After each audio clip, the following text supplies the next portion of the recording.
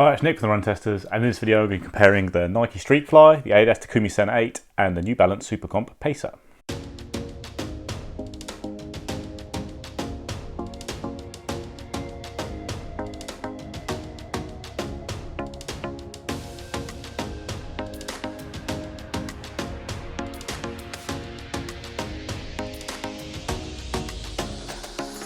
So we're comparing these three shoes because they are examples of the new trend in low stack kind of super shoes that buck against the 40mm stacks you're seeing on most carbon plate super shoes these days, you know, in line with the limit set by World Athletics. These come in closer to around 30mm, so they're not really low stack, but they are lower stack and are designed for races generally around 5k, 10k distance, maybe pushing towards half marathon. Got three shoes here. We'll go run through some of the quick stats of them. The Nike Streakfly is the lightest shoe. It weighs 182 grams in my UK size 9, which is 6.4 ounces.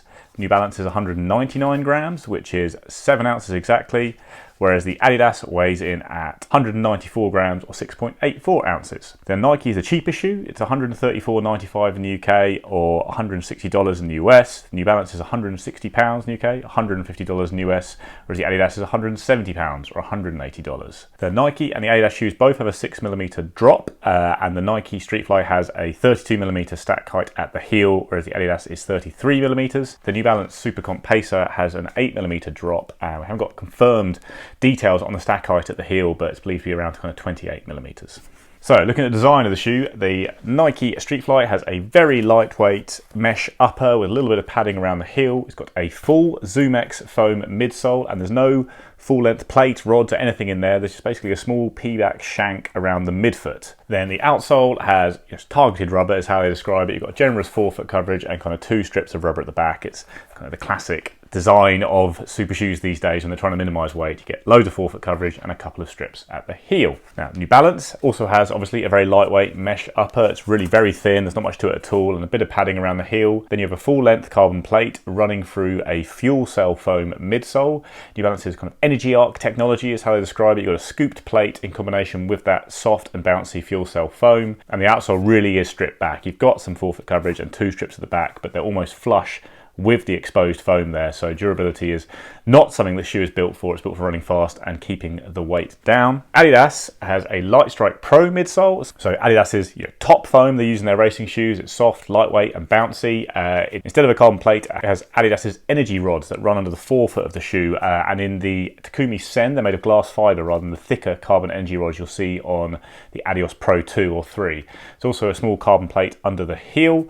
Again, very, very stripped back upper, really not much to it at all. All these uppers in these shoes are designed to keep the weight down, as you'd expect from shoes built for short distance racing. Then you've got a couple of cutouts around the midsole, which Adidas does to save a bit of weight, and then you've got quite good outsole coverage though. You've got continental rubber in particular in the big key toe-off zone, and when you're kind of accelerating around corners you can get good grip there. Then you've got a thinner rubber that covers most of the rest of the outsole, so you are getting good coverage there for grip, and it hasn't obviously made the shoe heavy at all. So to sum up, basically you've got three shoes with very lightweight uppers, the best foams their companies make in the midsoles with a shank, some energy rods or a full length plate in the case of the New Balance. So on the fit front, we've got quite a lot going on here with these three shoes. I found that the Streakfly ran a bit long for me and I had a bit too much room in the toe box. I have quite a narrow foot, but generally I'm true to size in Nike's other racing shoes, but Streakfly there was certainly a case that I could have sized down. It's got really nice upper though. It does have good midfoot and heel hold, even with a shoe that potentially slightly too big for me. But yeah, there's a roomy toe box there, so you could go true to size or maybe go a little bit. If you want a slightly more aggressive, racier fit, you could go half a size down. You cannot go half a size down in the New Balance. In fact, I probably would go half a size up if I was buying these again. So you've got a very, very tight toe box, quite short. New Balance has done this a few times with their shoes. I've had it with the past with things like the first version of the Rebel, where I could easily have gone half size up and probably had a more comfortable fit. Got a very streamlined, slightly narrow design that suits me well with a narrow foot, but it's something to be aware of. And yeah, but the main thing is, especially if you're looking at this pushing towards 10k half marathon distance racing, I personally would go half a size up to get a bit more room in the toe box. And the Takumi Sen, perfect, absolutely perfect fit for me, true to size. Really nice, aggressive racing fit, but it's not too cramped in the toe box. Lovely hold around the midfoot. It is a kind of a classic Adidas racing shoe fit if you remember things like the old Adios and the Boston. So yeah, it is a bit narrow, but that's perfect for me, and I had an absolutely spot on fit in my normal size. So I've done a lot of fast training in these shoes, and I've also raced in all of them, covering distances that they're kind of designed for. So done 5Ks, 5 miles, 10K, and actually I've gone up to a half marathon distance in the Takumi Sen. It's certainly fair to say that they have quite different rides. The Streakfly is the softest by far. It doesn't have the full plate, you know, in that midsole, and you still have what is still quite a high stack of ZoomX foam, which as we all know is very soft and springy. It disappears on the foot, it's got a lovely natural feel to the ride, and you do get a good amount of bounce, but you don't quite get the punch or propulsion that you get from a plate or the energy rods in the Adidas. I did a 5-mile race in the Streakfly on perfectly flat tarmac, and I did found that while it was great at the start of the race, really lightweight, really bouncy, and again actually at the end of the race when I was kicking for home, lovely lightweight feel to it. In the kind of middle of the race when it was really starting to dig deep, I do think I just tick over a little bit less efficiently in this shoe because of the lack of a full length plate or rods in there, and because the foam is so soft and it's quite high stack. I think I get lost a little bit in that foam and don't necessarily get the directed spring forward and bounce that I do get from shoes with a full length plate. The Takumi has a much more direct feel, and even though it is comfortable, you certainly feel the kind of firmness and the propulsion from the rods when you need it, when you're racing and running at fast speeds for long distances. I actually did enjoy using this for quite long sessions and races. Like I ran a 1:11 half marathon in this shoe, and I've also taken it down to my local park run. I ran a 16 dead in that shoe, which I'm sure was a 15:59, but never mind.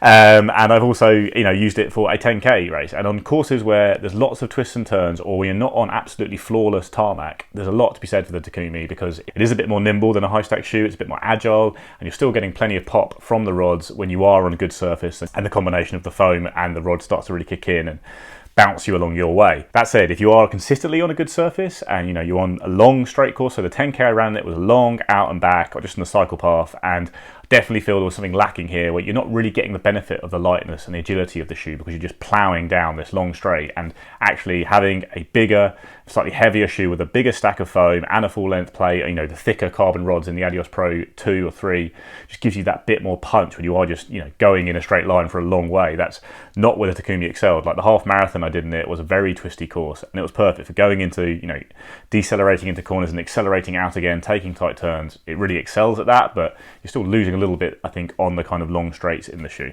Now, the New Balance, I'd say, is the firmest of the 3 shoes and probably the closest in feel to an older, you know, an old-fashioned racing flat, though it is still much more cushioned and more comfortable, I'd say, because of the fuel cell foam in the midsole. I did find it still quite comfortable to use for fairly long training sessions. I did a 10K race in it, again, in conditions where I think this kind of shoe excels, where I was doing a hilly course of some slight mixed terrain stuff, and, you know, it's very light on the uphills, it's nimble when you're on mixed terrain or taking corners when it's not on flawless tarmac the whole time. But again, like the Takumi, I think you lose a little bit of the punch of a high stack shoe when you are on those long straights. And comparing it to the Takumi, you probably get a little bit less even from the New Balance on those straights because it is slightly lower stack. It's got a firmer feel to it. It's great, I found, when I was running hard reps at the start of them. You know, it feels very light and aggressive, and you really feel like you're going super quick. But it starts to tell on the legs a little bit more, I think, even than the Takumi, which I think is a bit softer and more protective over longer distances. So we've got 3 kind of low stack super shoes here, and each approach that brief in a slightly different way. They're also 3 very nice shoes, but I will say as an overall aside before we go into the verdict that I still don't think there's enough in any of these that would really convince me to use one of them over something like the Vaporfly or the Asics Metaspeed shoes or the Puma Deviate Nitro Elite even. That slightly higher stack, full length plate, that's, you know, that combination works very well for races at all distances, even these shorter ones. But there are some situations when they do excel. Like I say, you know, if you're on a very twisty course or the ground isn't flawless and you lose some of the benefits of that high stack shoe, then these low stack shoes are there to pick up the pieces. So I rate the Streakfly as a, you know, as a really nice fast trainer, and it's the cheapest by quite a long way of these 3 shoes. It does have a very nice feel to the ride, and I do enjoy running in it, but I just think for extended spells at hard paces, it just doesn't really do it for me. I think I just get lost a little bit in that softness of the foam, and I think I'd prefer the other 2 for longer hard reps.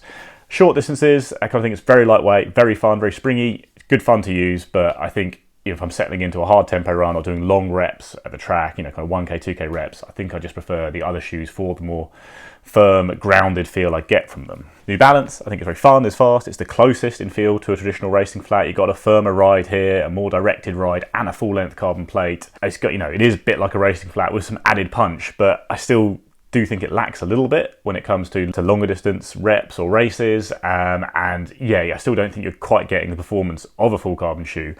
And that's true of the Takumi as well, but it comes closer than the other two. I think the Takumi is the one shoe here that I would really consider buying.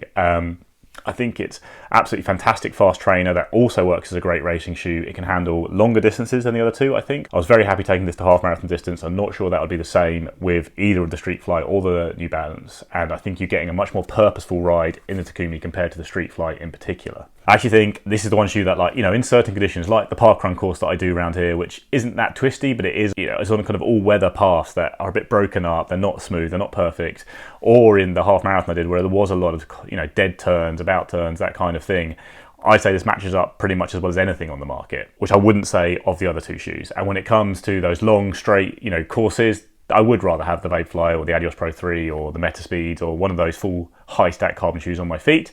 But the Takumi, I think, handles a lot of races really well, as good as anything out there, and I think it's the best for extended use during training as well, just because I think it does almost tread the balance between the two other shoes in that it is firmer and more purposeful than the Nike, but it is a bit more comfortable and protective than the New Balance, so you can use it for a range of reps, but it's still very lightweight. You can go out and dash 200 meter reps in this, but I've also been very happy going out for long workouts that head, you know, into the mid 20k length in total with hard 5ks or hard 10ks thrown in there. And like I say, I was very happy racing a half marathon in it. So of the three, the Takumi is probably my pick. I think the Nike has got a place as the cheapest and as a very fun training shoe, but I don't think you're getting the performance on longer reps or races in particular because of the lack of a plate.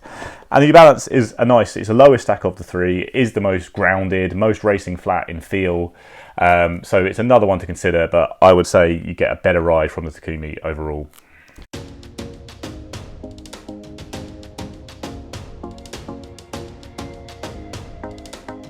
So that's it, guys. That's a comparison of these three lower stack super shoes. Let us know what you think in the comments. Are you using this kind of shoe? Have you found, you know, that they have made a place in your rotation, or do you kind of think that they're not really worth the money that they cost when you could just buy a full stack super shoe and use that for everything anyway? Please let us know in the comments. Like, subscribe, ring the little bell, and we'll see you next time.